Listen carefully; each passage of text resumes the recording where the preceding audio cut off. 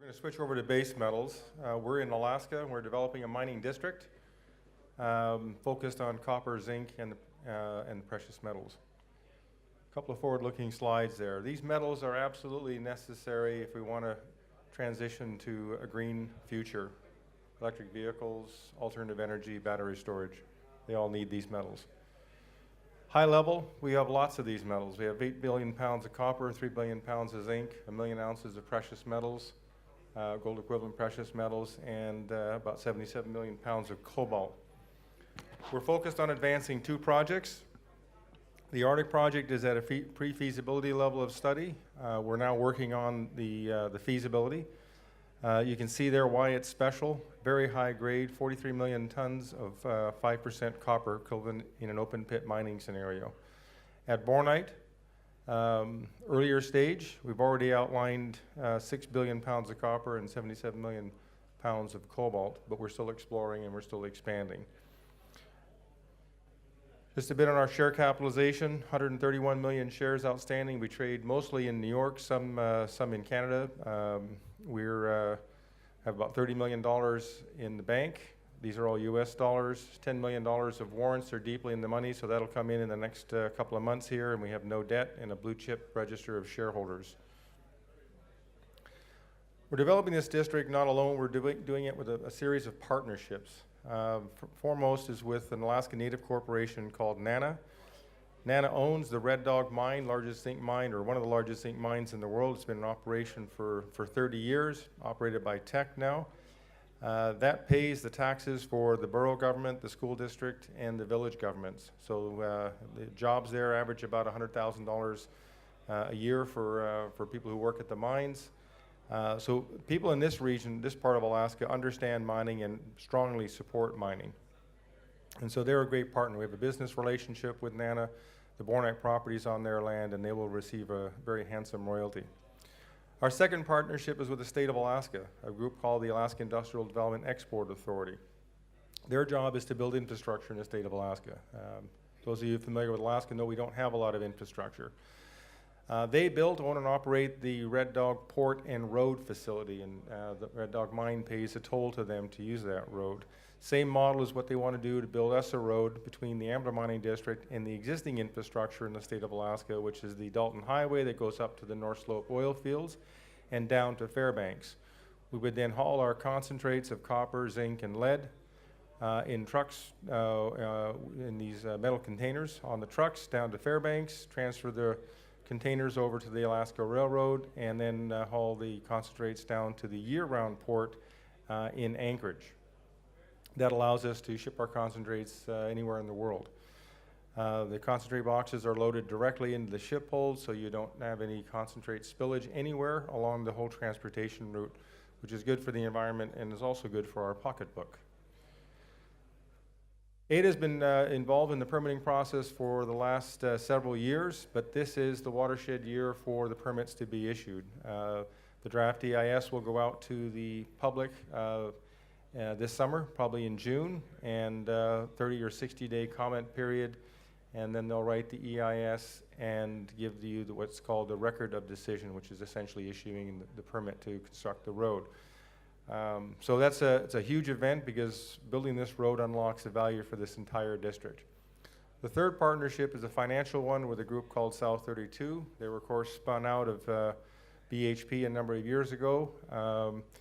And we formed a arrangement with them, an option 3. We signed a 3-year option agreement with them, and guess what? It's year 3. So by the end of this year, actually January of 2020, they have to decide if they're going to exercise that option to form a 50-50 joint venture by contributing $150 million. That is it's a heck of a good deal for us, but it's also a heck of a good deal for them, because as you know, there's not a lot of high-quality copper projects in the world. So we'll see how that plays out. It is their option, but this is the last year of the option. So let's talk about the assets themselves. Here's the Arctic deposits in the middle of this volcanogenic massive sulfide polymetallic belt of copper, lead, zinc, gold, silver deposits. Arctic sits just underneath the top of a mountain there. What makes it special is the grade, 43 million tons, 2.3% copper, 3.2% zinc, 0.6 lead, half a gram of gold, and over an ounce of silver. The geometry of the deposit is such that that can be mined with an open pit. It's metamorphosed, highly deformed into an overturned anticline. You basically just take the top of the mountain off and you've mined the deposit. So very simple mining scenario. We completed a pre-feasibility study last year. You can see the groups involved there: Ausenco, AMEC, Foster Wheeler, and SRK, all Tier 1 engineering companies. We developed a 10,000 ton a day operation. You're producing about 80,000 tons of copper, 100,000 tons of zinc, 15,000 tons of lead containing the precious metals, about 3 million ounces of silver, and 30,000 ounces of gold. Capital cost, $780 million, fairly modest for the amount of metals you're producing. You're producing copper for 15 cents a pound on a C1 basis. On an all-in sustaining basis, so including your initial capital, your sustaining capital, and your closure costs, about 63 cents a pound. So well over $2 a pound margin on every pound mined. And that, of course, is on a byproduct basis. That leads to the 1.4 billion NPV 8% discount and the 33% IRR. You're generating about $450 million of free cash flow a year. So this thing is a tiger of a deposit. Allows you to pay back the initial capital in 2 years, less than 2 years. So very, very high economics here. We are completing a feasibility study right now. The critical path line there is on the geotechnical and hydrological work that will be completed this summer. That'll allow us to get the feasibility study done by first quarter of next year. Then we can start permitting the mine. Now the mine is on private land, so the only federal permit we need is from the Army Corps of Engineers, and we expect a 1 to 2 year timeline to complete the studies necessary to obtain that permit. What we envision here is a central mill at Arctic, and then hauling the metals, the ores from the other mines in the district to the central mill. Outlined on this map are about 50 million tons of grades similar to Arctic that are known to be in the district. They're all historic resources, so they'd have to be brought up to modern standards, but they're fairly low-hanging fruit. So this year, in cooperation with South 32, we've co-funded, each putting $1 million into a regional exploration program. We'll have a state-of-the-art EM survey, fly VTEM and ZTEM over the entire district, characterizing the known mineralization, then outlining new targets for future drilling. So very exciting to get back to grassroots exploration here. So that's Arctic and the VMS belt, and of course 20 miles away is the Bornite project.